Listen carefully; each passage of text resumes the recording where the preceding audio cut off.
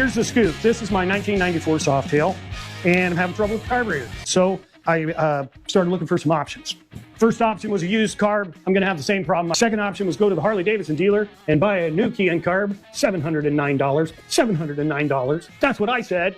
So next option, Amazon, $59 Chinese knockoff carburetor.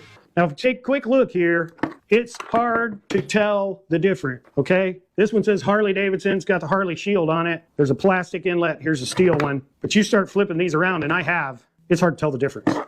They look like they came from the same factory.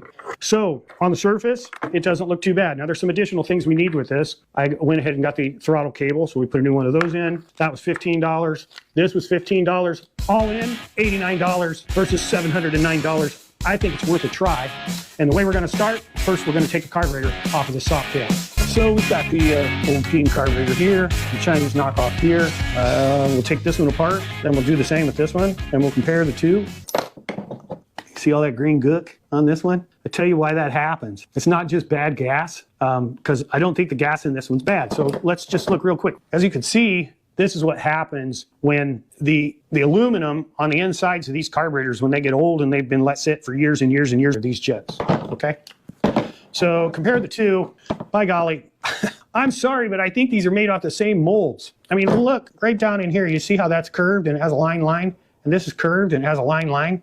I mean, everything looks exactly the same. There we go. Now, float bowl. See how this one is significantly farther down?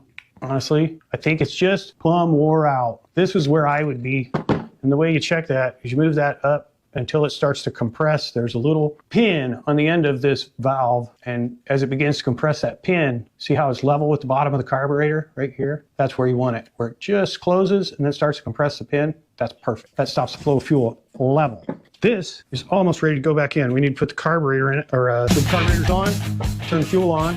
One thing is we want to adjust the idle air mixture screw. I put a fingered one on so I didn't have to do it with a screwdriver, but you usually use a small screwdriver and go back up in. And we want to go 1.5 turns and a quarter, 1 3/4 from seated. Not hard, just seated, and then back 1 3/4. Also then, I want to adjust this idle screw so it's just off.